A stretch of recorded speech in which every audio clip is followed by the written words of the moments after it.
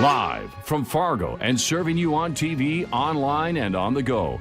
This is Valley News Live at 6. There is some criminal justice that may come to fruition, and hopefully that'll come down the road. A former Fargo priest says he is not remorseful for sexual assault incidents that happened dozens of years ago. New documents reveal his name as well as 50 other North Dakota Catholic priests accused of sexually abusing minors. Valley News Team's Joshua Pagero went through those documents where he found the priest had been transferred to other churches even after being accused. Three Fargo lawyers say they are making it their business to change North Dakota laws for victims of sexual abuse. And what we're doing today is asking the legislature to open up a window so that these survivors can come forward all at the same time and tell their story and have justice and make these dioceses and these priests accountable for their actions. They want lawmakers to allow those sexually abused as kids by clergy members to still be able to sue the Catholic Church for damages even years after the incidents occurred. It's a change other states, including Minnesota, have done. The lawyers say the North Dakota Attorney General's office is investigating the Fargo and Bismarck Catholic dioceses. They have requested at the Attorney General's office that any victims come forward, contact the Attorney General's office. They will do a criminal investigation. At Thursday's press conference, we were provided dozens of pages that list a history of where the priests who were accused of sexually abusing minors went. You now have the list of the names that they've put out. We believe there's more names. The pages show the priests were oftentimes moved to another church even after being credibly accused of sexually abusing minors. One of those was Martin Cullen, who lives in Fargo and was removed from the ministry in 1992. By phone, Cullen told us he sexually abused 2 kids. While he says he regrets the emotional abuse his victims may feel, he says he is not sorry. Another priest mentioned was Fernando Saya, regretfully sorry, who was sentenced to 20 years in prison for molesting 2 Cass County kids. Abraham Anthony was charged in Stutsman County for sex crimes against boys, but fled to India and then died before he could be arrested. In Fargo, Joshua Pagero, Valley News Live. The Fargo and Bismarck Catholic Diocese put out a statement saying they are cooperating with the Attorney General's office in their investigation. Can't wait for the weekend. It's looking good. Tonight, though, maybe not quite as nice. To find out what's in store, let's head over to the First Alert Storm Team for your No Wait weather planner. Hutch? Andrea, thanks so much. A quick look at the radar shows we have some unsettled weather heading through our northwest Minnesota counties in the form of snowflakes out in central North Dakota, thunder, lightning, hail, and winds gusting over 70 miles per hour. More on that in a bit. Right now, temperatures above freezing for almost all of us. Wadena, you are right at 32 degrees. Grand Forks, 33.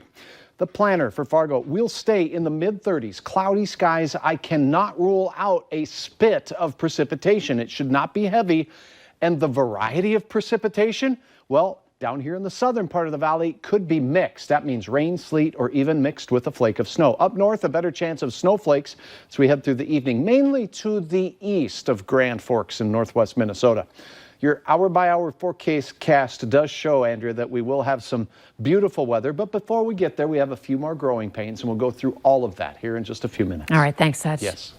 Police have identified the body discovered in a parking lot off of 19th Avenue North in Fargo.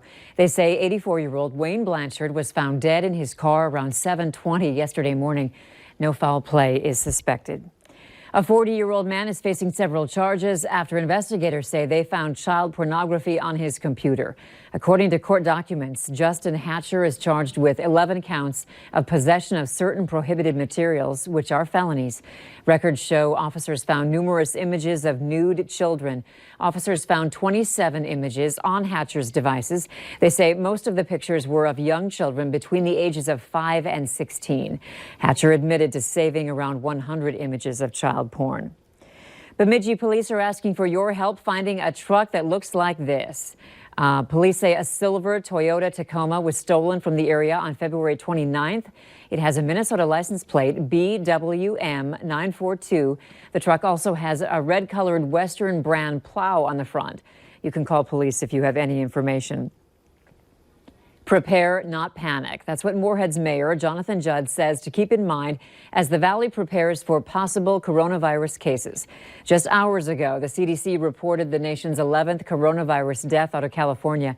It's the first U.S. death outside of Washington state. The news comes after the House passed an $8 billion deal for emergency funding. That funding is helping leaders here at home take steps to prepare. They say the most important thing needed to help stop the spread is through education. Our healthcare facilities, our businesses, our public and private schools, our higher education institutions can help us with public education and prevention in order to minimize the impacts to our residents, our businesses, and our visitors.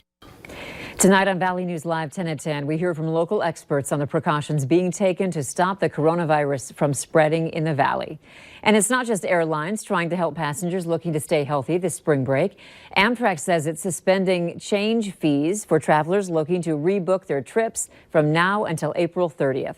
However, Amtrak has yet to place any travel restrictions.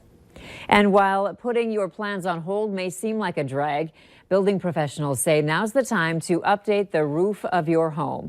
The owners of Superior Steel Supply say they have a solid inventory for now, but they are anticipating a change in business. Recently, products being shipped in from China spiked in prices after tariffs were placed on Chinese metals. A lot of our supplies that we bring in come from China, like our staples and our nails and our synthetic underlayments for steel roofing. And so as the coronavirus is getting bigger and bigger in China, it's slowing down factories, less people are showing up for work. It's just going to slow everything down.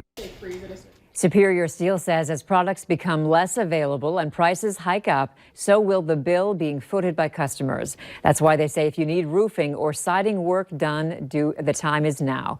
They recommend calling a professional now for the lowest prices. Interest rates were slashed by the Federal Reserve yesterday. Market experts speculate it's a response to a possible economic slowdown due to the coronavirus. As Emmeline Ivy found out, this could mean lower mortgage rates for those looking to buy a home.